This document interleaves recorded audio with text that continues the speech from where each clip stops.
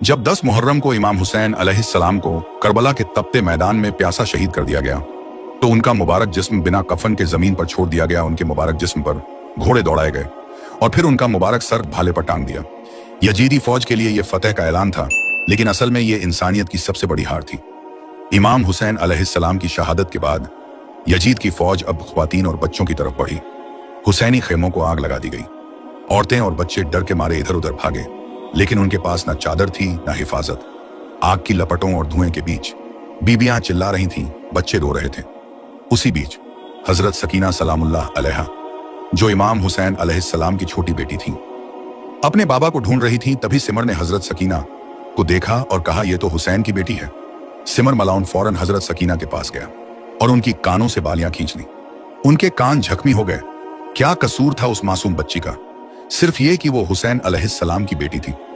इमाम हुसैन अलैहिस्सलाम का सर, जिसे रसूलुल्लाह ने अपने होंठों से चूमा था, उसे एक भाले पर टांगा गया।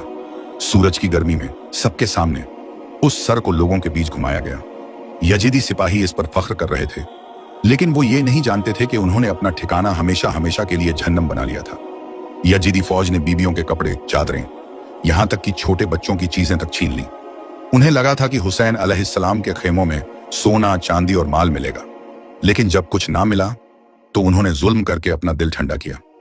इमाम जैनुल आबिदीन अलैहिस्सलाम, जो उस वक्त बहुत बीमार थे, उन्हें भी कैद कर लिया गया। उनके गले में लोहे का तोक था, हाथों और पैरों में बेड़ियां थीं और उन्हें रस्सियों में बांधकर घसीटा गया। बीबियों और बच्चों को कैदी बना लिया गया।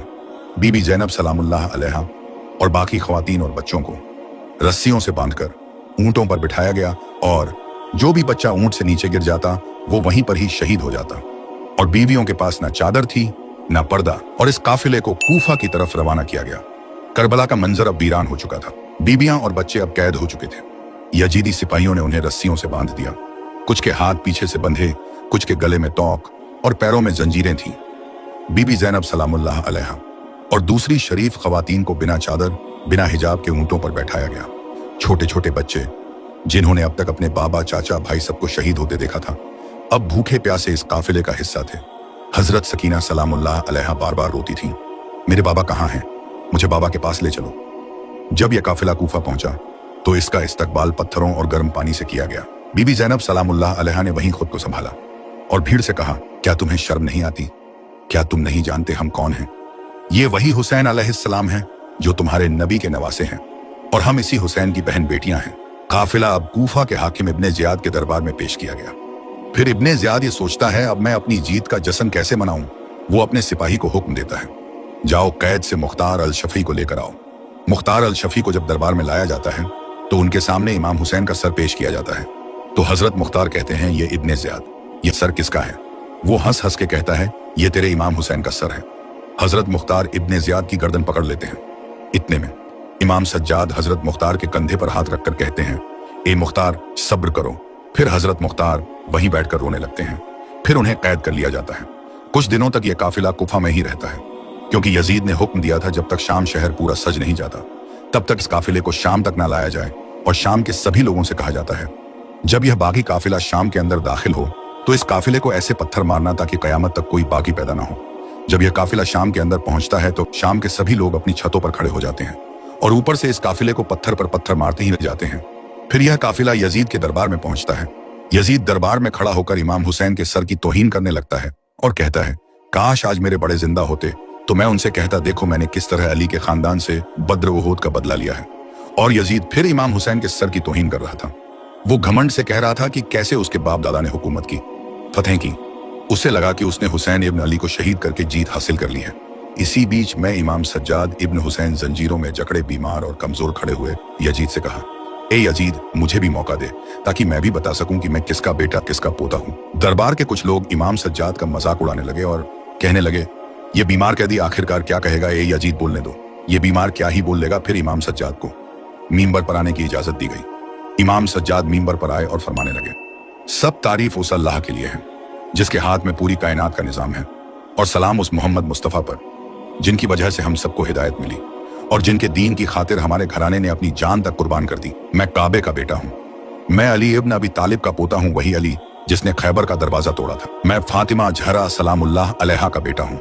मैं उस मोहम्मद का नवासा हूं जिन पर कुरान नाजिल हुआ, जिनके नाम की कस्में अल्लाह और फरिश्ते खाते हैं। ये जो सर भाले पर है, ये मेरे बाबा हुसैन इब्न अली का सर है। वही हुसैन जिनकी गर्दन को रसूलुल्लाह चूमा करते थे, वही हुसैन जिन्हें रसूलुल्लाह अपनी पीठ पर बिठाकर मस्जिद में लाया करते थे और अपने कंधों पर सवार किया करते थे। मैंने अपनी आंखों से देखा, करबला की तपती जमीन पर मेरे बाबा को प्यासा शहीद किया गया। हमारी बहन बेटियां की चादरें छीनी गईं, हमें जंजीरों से बांधा गया, बाजारों में फिराया गया, हम पर पत्थर फेंके गए।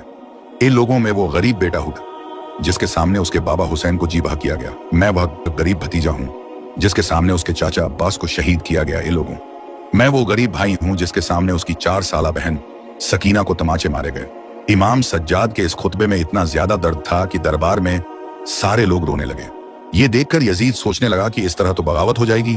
फिर यजीद अपने कुछ खास लोगों से कहता है कि अजान दी जाए।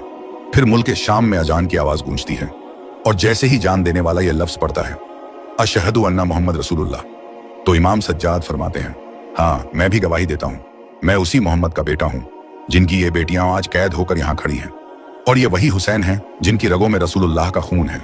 इमाम सज्जाद के उस खुतबे के बाद लोग यजीद से नफरत करने लगते हैं और यह खुतबा पूरे मुल्क के शाम में फैल जाता है।